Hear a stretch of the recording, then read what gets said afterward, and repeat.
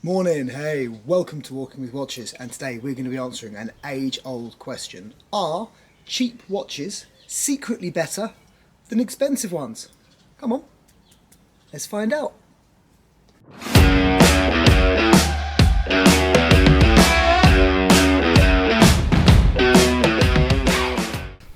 Right, to answer this question, I'm going to be comparing this, the Casio AQ800E 7AEF against the Rolex Submariner.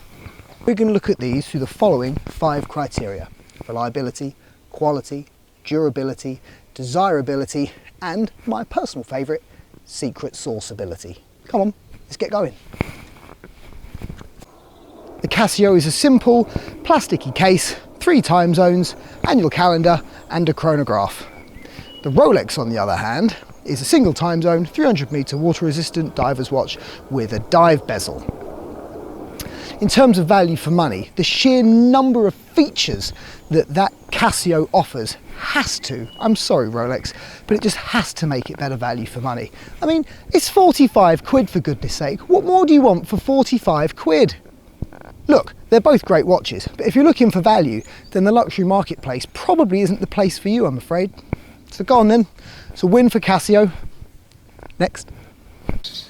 Oh, by the way, while we're here, as you can see from the numbers below, this is a tiny little YouTube channel, only a handful of subscribers and things, but I really love doing it. So if you could find it within you to just hit that subscribe button, maybe check back in on a future video, I'd really appreciate it. Cheers.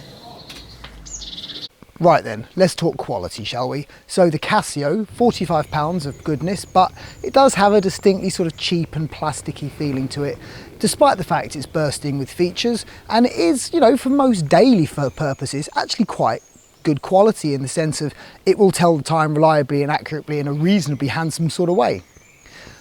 The Rolex, on the other hand, if you've ever held one, there can be absolutely no question about which is the higher quality product. The Rolex feels like a quality product the minute you put it on your wrist. I'm not going to labour this point, but let's be honest, it's a simple, easy win for the Rolex. It's a W for them. Next. Right, let's talk reliability. And let's be honest, this doesn't bode well for the Casio, does it? A shower would probably kill it. Whereas the Submariner is a kind of watch you can take pretty much everywhere, can't you really? So, unfortunately, it's an easy win for the Submariner on reliability. Let's move on. Okay, let's talk about desirability then. I mean, do you even really need to ask this question?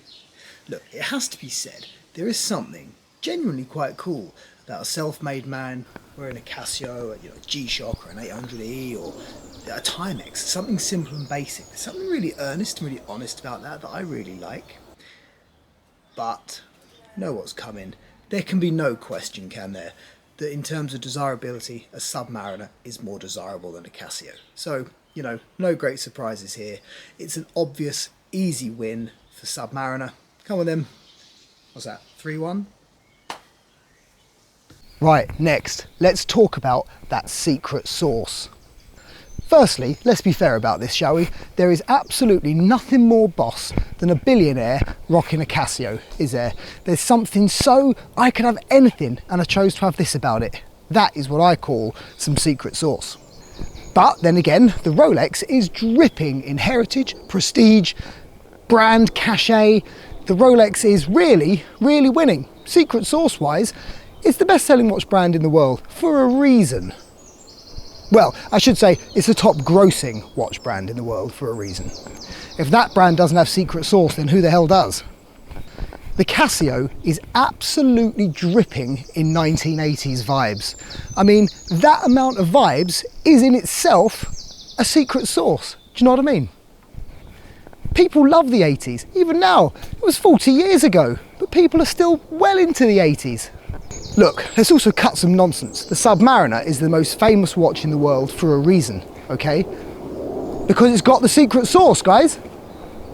But you could say the Casio has a bit more personality because it's an unusual watch. When do you ever really see them in the wild? This particular reference, I mean.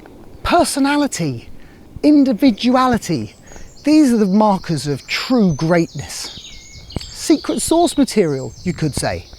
And do you know what? This brings us round to the unfortunate, irreconcilable point of, does a watch have that secret sauce that makes it really, really, really amazing?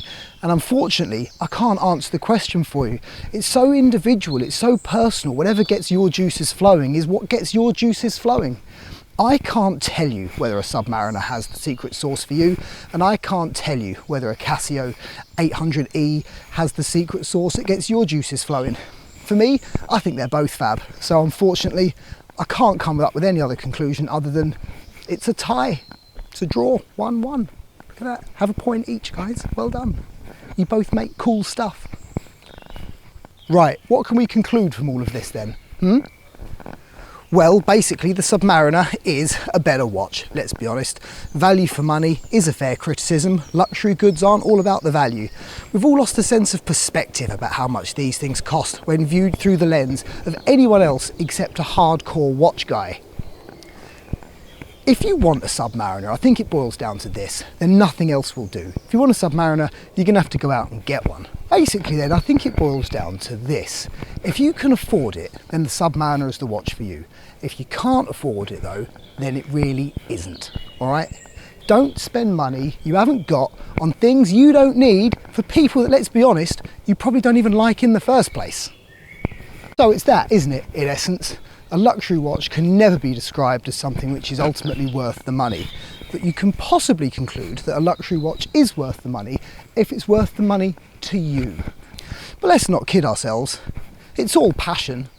None of this is really objective, unless you are in the really small number of people who actually can buy speculatively and make a fortune out of doing this. But your garden variety retail customer, that's not what we're in this for. We're in this for the love of it. We shouldn't kid ourselves that they're anything other than what they are, really. Which is to say, these are luxury products because your heart desires it. Nothing more, nothing less.